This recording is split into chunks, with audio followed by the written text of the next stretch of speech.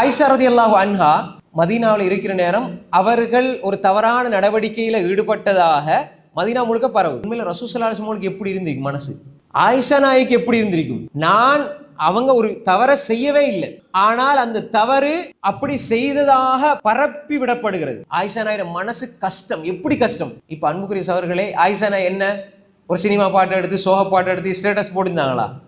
அல்லா இடத்துல கெஞ்சி கதர்னாங்க, அல்லா இடத்துல மன்றாடுங்க, கேளுங்க. ஒரு பிரச்சனை வருதா, உங்களுக்கு துன்பம் வருதா, ஒரு துயரம் வருதா, ஒரு நோவினை வருதா, உள்ளத்துக்கு கஷ்டம் வருதா, இப்ப நாங்க ஹராத்துல சோகப்பாட்டுல அல்லது ஒரு சினிமாவுல அல்லது தேவையில்லாத விடயங்கள் அல்லாஹ் தீர்வை வைக்கவில்லை. ஹராத்துல நிம்மதி இல்லை. நாங்க அப்படி போக கூடாது. அல்லாவோட பேசுங்க, கெஞ்சுங்க, கதருங்க, அல்லாவோட தொடர்பாங்க. இதுதான் உள்ளம் பலமாகும், உங்களோட தீர்மானங்கள் பக்குவமாகும். ஆயிஷா ரலியல்லாஹு அன்ஹா அல்லாஹ்ட்ட தான் கேட்டாங்க, அல்லாஹ்ட்டே கேட்டுக்கிட்டு இருந்தாங்க.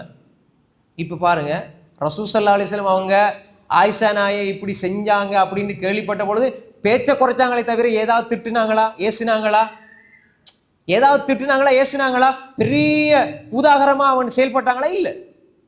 ரசூல் ஸல்லல்லாஹு அலைஹி வஸல்லம் பேச்சை குறைச்சிக்கிட்டாங்க, அவ்வளவுதான். ஏன்னா வஹை வரும் வரைக்கும் பார்த்தாங்க. அல்லது ரசூல் ஸல்லல்லாஹு அலைஹி வஸல்லம் உங்களுக்கு ஏதாவது ஒரு கனவுல காட்டப்படும் அல்லது ஏதாவது ஒரு முடிவு வரும் தானே இதுக்கு. ரசூல் ஸல்லல்லாஹு அலைஹி வஸல்லம் அப்படிதான் நடந்தாங்க. இந்த நேரத்துல தான் ஆயிஷா நாயுடைய எண்ணம் எல்லாம் எப்படி இருந்தது? ரசூல் ஸல்லல்லாஹு அலைஹி வஸல்லம் மனைவி உம்மஹாத்துல் முஃமினீன், மூமின்கள தாய்மார்கள உம்முல் முஃமினீன் மிகச்சிறந்தவர்கள், ரசூலுல்லாஹி ஸல்லல்லாஹு அலைஹி வஸல்லம் அவங்களுக்கு அன்புக்குரியவர்கள். இப்படியெல்லாம் இருக்கிற பொழுது அவங்களோட எண்ணம் எல்லாம் ரசூல் ஸல்லல்லாஹு அலைஹி வஸல்லம் அவங்களுக்கு ஏதாவது கனவை அல்லாஹ் காட்டி நான் நிரபராதி என்று சொல்லி அல்லாஹ் தஆலா காட்டுவான் என்றுதான் இருந்தது. ஆனா அல்லாஹ்வோடு உள்ள தொடர்பை துண்டிக்க இல்லை. இங்க பாருங்க, இதுதான் பலமான உள்ளம், பக்குவமான தீர்வு. உடனே வந்து நான் இப்படி ப்ரூஃப் பண்ண வரவே இல்லை. ஆயிஷா நாய் அவங்க அப்படி செய்யவே இல்லை. ரசூலுல்லாஹ்வும் அப்படி எதிர்த்து ஏச இல்லை. ரசூல் ஸல்லல்லாஹு அலைஹி வஸல்லம் அவங்க வெயிட் பண்ணாங்க, பொறுத்தாங்க. ஆயிஷா நாய் அல்லாஹ் இடத்துல துஆ கேட்டுக்கிட்டே இருந்தாங்க, அல்லாஹ் கனவின் மூலமாக காட்டுவான் அப்படின்னு. ஆனா அல்லாஹ் என்ன செஞ்சான்? இதுதான் தீர்மானம், இதுதான் அல்லாஹ் கொடுக்கிற முடிவு. ஆயிஷா நாயுடைய முடிவு அல்லாஹ் இதை தெளிவுபடுத்துவான், அல்லாஹ் கனவுல காட்டுவான், நோமலா எப்படியா தெளிவுபடுத்துவான் அப்படிதான் நினைச்சாங்க. ஆனால் அல்லாஹு தஆலா குர்ஆன்ல 10 வசனங்களை இறக்கி ஆயிஷா பத்தினி உத்தமின்னு அல்லாஹ் நிரூபிக்கிறான். அப்ப அடையாளம் என்ன?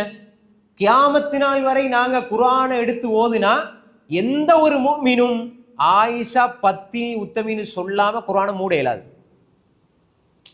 நீங்க குர்ஆனை ஓதி முடிச்சேன்டா என்ன அர்த்தம் தெரியுமா? நான் அதுல 10 வசனம் ஆயிஷா நாய் உத்தமி பத்தினின்னு சொல்லாம நான் குர்ஆனை மூட இயலாது. அந்த அளவுக்கு அல்லாஹ் ஆக்குனான். இதுதான் தீர்மானங்கள் எடுக்கிற பொழுது உணர்ச்சி வசப்படக்கூடாது.